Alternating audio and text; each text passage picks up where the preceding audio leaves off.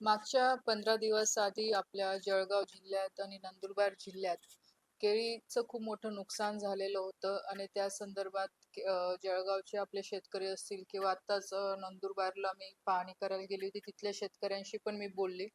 तर केळी पीक विम्याला घेऊन बऱ्याचशा 2-3 गोष्टी ह्यावेळेस होत्या. तर कालच मी आपले सेंट्रलचे सगळे ॲग्रीकल्चरचे ऑफिसर त्याचबरोबर विमा कंपनी AICचे ऑफिसर त्यांना बोलवलं होतं आणि काल ह्या विषयावर बैठक सुद्धा घेतलेली आहे, की जे प्रामुख्याने शेतकऱ्यांनी मला 2-3 विषय सांगितले होते, की एक तर ओव्हर इन्शुरन्स झालेला आहे. त्याच्यामुळे शेतकऱ्यांचा एरिया कमी झालेला आहे. बऱ्याचशा शेतकऱ्यांची नावं डिलीट करण्यात आलेले आहे. तर ह्या संदर्भातले पण काल इन्स्ट्रक्शन त्यांना देण्यात आलेले आहे आणि त्या पद्धतीने विमा कंपनीने काम सुद्धा सुरू केलेलं आहे. इवन मागच्या आठवड्यात पण मी सगळ्या जिल्ह्यातल्या अधिकाऱ्यांशी बोलून कलेक्टर असतील, कमिशनर असतील, कृषी मंत्र्यांशी पण बोलून ह्या संदर्भातल्या सूचना दिल्या होत्या आणि त्या पद्धतीने काम सुद्धा सुरू झालेलं आहे. पण एक नवीन विषय समोर आला होता, की जळगावमध्ये आणि इवन नंदुरबार जिल्ह्यामध्ये पण 2 टप्प्यामध्ये केळीची लागवड होत असते. एक रबीमध्ये पण काही शेतकरी करतात आणि खरीपमध्ये पण करतात. आणि आपला जो विमा निघतो तो केळीचा फक्त एकच वेळा निघतो.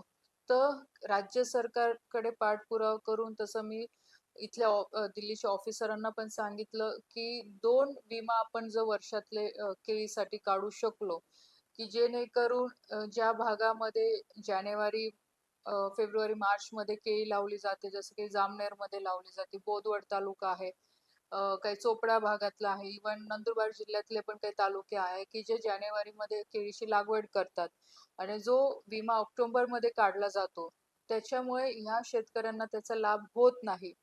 तर जे लोकं जानेवारी-फेब्रुवारीच्या दरम्यान केळी लावतात, तर अशा लोकांसाठी पण त्यावेळेसच्या वेदर कंडिशन समजून त्यांच्यासाठी एक विमा वेगळा करता येईल का केळीसाठी? तर या संदर्भातली पण चर्चा केलेली आहे आणि पॉझिटिव्हली त्यांनी रिस्पॉन्स दिलेला आहे.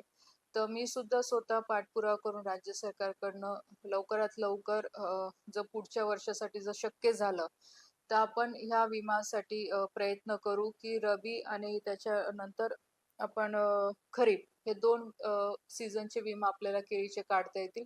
की जेणेकरून जास्तीत जास्त शेतकऱ्यांचा त्याच्यामध्ये समावेश होऊ शकतो आणि शेतकऱ्यांना फायदा याच्यासाठी मिळू शकतो.